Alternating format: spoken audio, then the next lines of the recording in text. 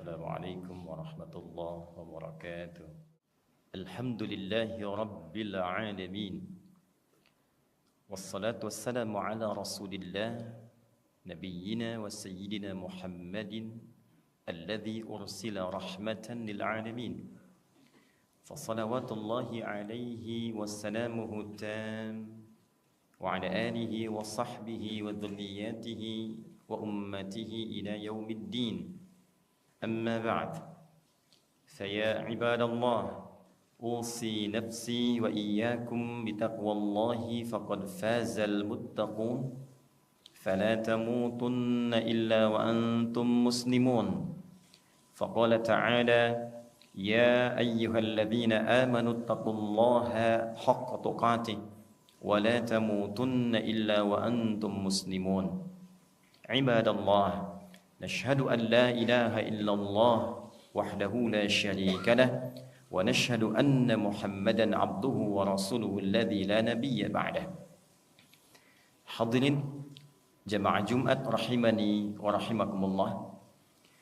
Mengawali ibadah Jumat ini kita bersyukur pada Allah Subhanahu wa taala di antara sekian hamba Allah yang berkehidupan dan menyatakan beriman sampai detik ini, kita yang masih diberikan kemampuan dan kekuatan untuk menunjukkan keberimanan kita kepada Allah dengan menunaikan ibadah Jumat berjamaah.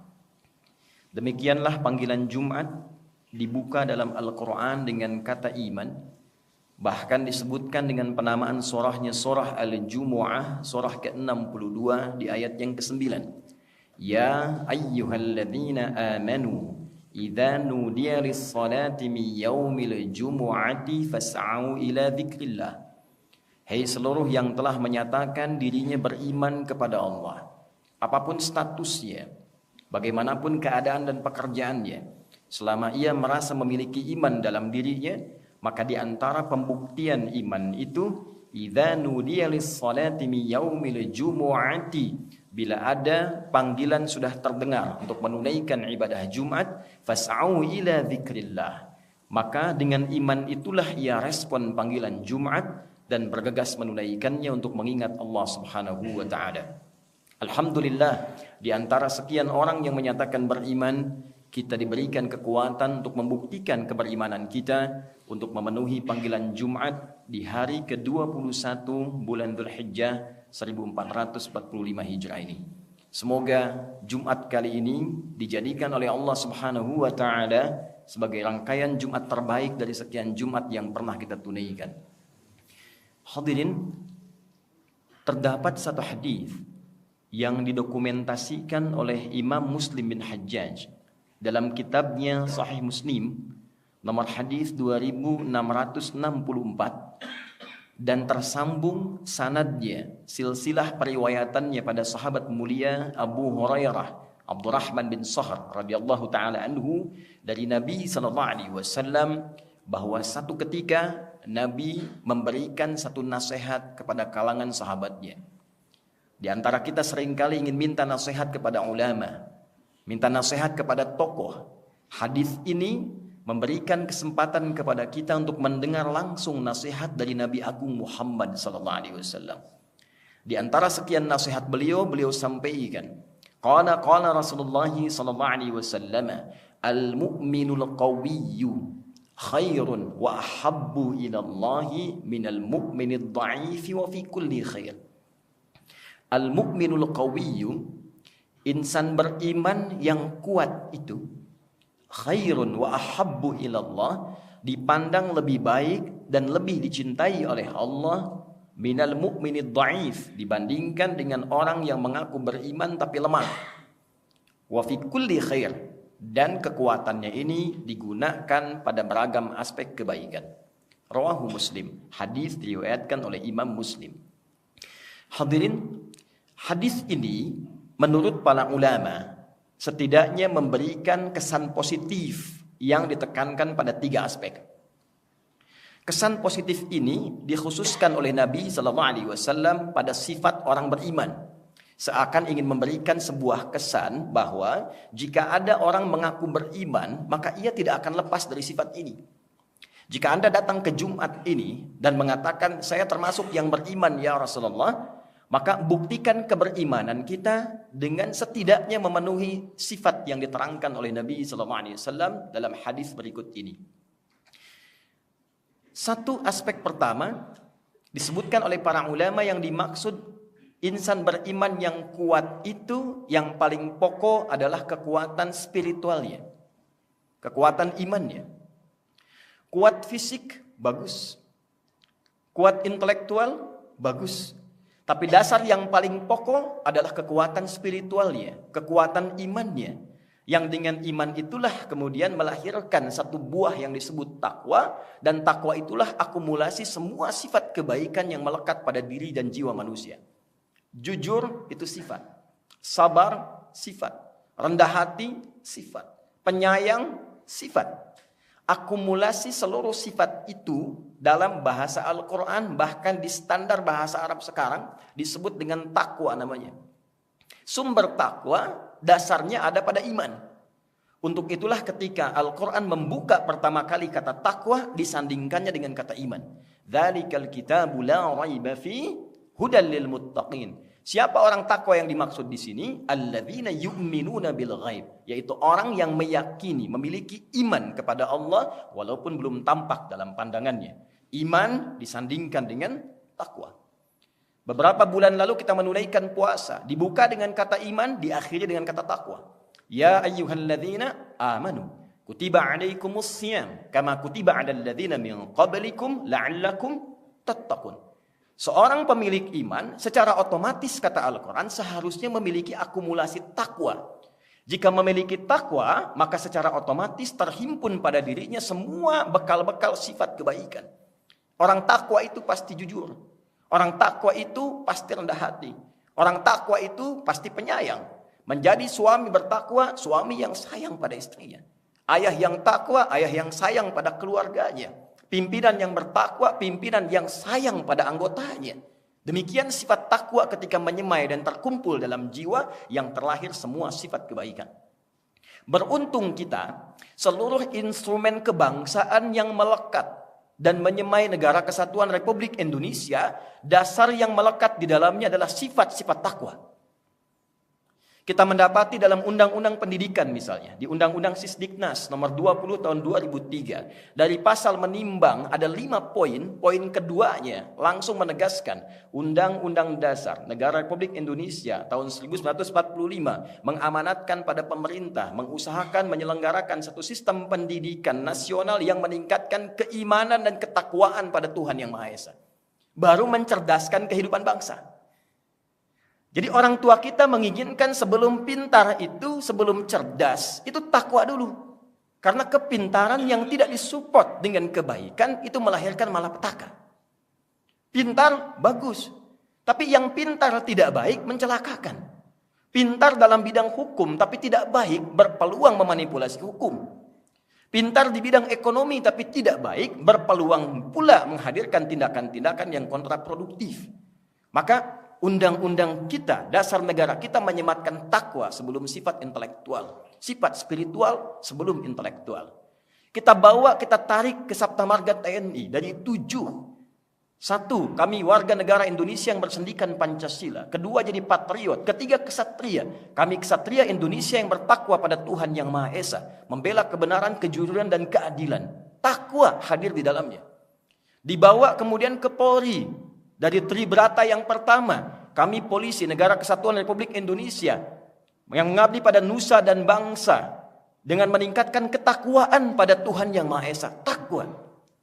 Dibawa ke kehakiman, ada 5 dasar etik hakim disebut dengan Panca Dharma. Dari ksatria sampai dengan tirta. Yang pertamanya disebut ksatria, kami hakim Indonesia yang meningkatkan takwa kepada Tuhan Yang Maha Esa. Bersyukur kepada Allah karena di preambul Undang-Undang Dasar 1945, negara ini sudah ditegakkan dengan dasar atas berkat rahmat Allah yang Maha Kuasa. Dan ditanamkanlah sifat takwa di dalamnya. Jadi ketika Nabi mengatakan al-mu'minul qawiyyu, orang beriman yang kuat itu. Sekarang Anda jadi apapun silahkan. Jadi pemimpin, bagus. Jadi birokrat, bagus. Jadi hartawan, bagus. Jadi insinyur, istimewa. Bangun bangsa ini dengan semua yang bisa kita dedikasikan. Tapi di saat yang sama, kita disebut hebat dan baik dalam pandangan Allah ketika semua kreasi kita itu didorong dengan sifat-sifat kemuliaan yang disebut dengan takwa. Itulah orang hebat yang sesungguhnya. Dasar yang kedua, tidak cukup dengan soleh saja. Tidak cukup dengan baik saja. Maka ada yang kedua tafsir ulama, al-mu'minul qawiyyu, orang beriman yang kuat itu, tafsir yang kedua adalah kuat intelektual. Kuat pengetahuan. Soleh, bagus. Soleh tapi tak pintar, bermasalah. Soleh bagus tapi tak menguasai ilmu, berfatwa, bisa salah. Yang benar jadi salah, yang salah kemungkinan benar. Itulah sebabnya Nabi pernah mengatakan, hadis riwayat Muslim, nomor hadis yang ke-11, jilid pertama dari 9 jilid di Sahih Muslim. Ketika Nabi mengatakan, sayati alaikum unasun au kama qala, akan tiba satu masa, segolongan manusia datang, yuhaddithunakum bima lam tasma'uhu wa la yasma'unahu aba'ukum. Datang orang-orang seperti kelihatan pintar, seperti kelihatan soleh. Tiba-tiba jadi ustadz, jadi kiai, standarnya tidak ada. Memberikan fatwa. Fatwa yang mengagetkan. Membuat kita heran, apa seperti ini ajaran agama? Kata Nabi, jangankan Anda yang heran, orang dulu pun kalau dengar ikutan heran. Karena itulah hadirin, datang ayat-ayat Quran untuk mensupport kita. Bahkan wahyu pertama berkata, Iqra, baca. Afala yanzuruna ilal ibili kaifa khuliqat, riset. Bahkan di dunia hewan, riset. Baru bangun tidur, langsung Nabi menyampaikan dalam hadis riwayat Abu Daud, nomor hadis 1367. Bangun dari tidur, kita sudah diminta berpikir, meningkatkan sifat intelektualitas kita, meriset semua kemungkinan di langit dan di bumi serta semesta. Inna fi khalqis samawati wal ardi wa ikhtilafil laili wan nahari la ayatin li ulil albab, alladzina yadhkuruna Allaha qiyaman wa qu'udan wa 'ala junubihim. وَيَتَفَكَّرُونَ فِي خَلْقِ السَّمَاوَاتِ وَالْأَرْضِ يَتَفَكَّرُونَ فِي خَلْقِ السَّمَاوَاتِ وَالْأَرْضِ. Baru bangun tidur, kita diminta oleh Allah sudah pintar. Itulah salat pertama kita disebut dengan subuh. Dari kata asbah, artinya sesuatu yang terencana dengan baik, yang terukur, yang punya standar. Sebelum kita mengerjakan tugas, bangun, siapkan mau kerjakan apa hari ini, rencananya apa, planningnya apa. Jangan sampai ada orang beriman ditanya jam 7 di mana, saya belum tahu. Jam 12 mengerjakan apa, saya belum paham. Anda bangun dari tidur, sudah punya rencana, datang kepada Allah lewat sholat subuh, minta dimudahkan urusannya. Dilancarkan pekerjaannya. Itulah kekuatan spiritual dan kekuatan intelektual. Anda soleh, bagus. Anda pintar, istimewa. Tapi fisiknya tidak kuat, tidak banyak yang bisa kita dedikasikan. Karena itu pada bagian yang ketiga adalah kekuatan jasmani. Kekuatan fisikal. Bagus dari dalam spiritual, bagus secara intelektual, dan kuat secara fisikal. Itulah sebabnya kita temukan kisah-kisah Nabi pun berolahraga. Nabi bahkan bergulat. Nabi kadang-kadang balap lari dengan istrinya. Jadi ketika dibentuk Kementerian Pemuda dan Olahraga, ada disporanya. Itu bukan sekedar bagaimana memfasilitasi anak bangsa jadi kuat. Kalau kita niatkan sebagai ibadah kepada Allah, itu bagian wujud keimanan kita kepada Allah Subhanahu wa taala. Maka niatkan bagaimana dengan kuatnya fisik kita bisa berbuat baik. Bukan sekedar olahraga. Kalau cuma olahraga, yang lain juga bisa. Nanti yang ditanya oleh Allah, iman Anda di mana? Iman kamu di mana? Apa yang membedakan Anda dengan orang lain? Ketika pingpong kuat, ketika sepak bola kuat, kenapa ketika Jumatan tidak kuat? Kenapa ketika baca Quran tidak kuat? Di mana spiritualnya? Kalau cuma olahraga saja, olah fisik saja, setiap orang bisa melakukan. Tapi yang dibutuhkan olah rasa, olah karya, olahraga. Sehingga kita bisa kerja cerdas, kerja keras, dan kerja ikhlas dalam kehidupan kita. Itulah satu hadis yang diingatkan oleh Nabi SAW. Semoga hadis ini memberikan motivasi lebih kepada kita yang hadir khususnya di Jumat ini untuk semakin menjadi hamba yang paripurna, kuat spiritualnya, kuat intelektualnya, dan kuat secara fisikalnya. Barakallahu li wa lakum fil Qur'anil azim wa nafa'ni wa iyyakum bima fihi minal ayati wa dzikril hakim wa taqabbala minni wa minkum tilawatahu innahu huwas sami'ul alim. Ud'ullaha yastajib lana wa lakum jami'an.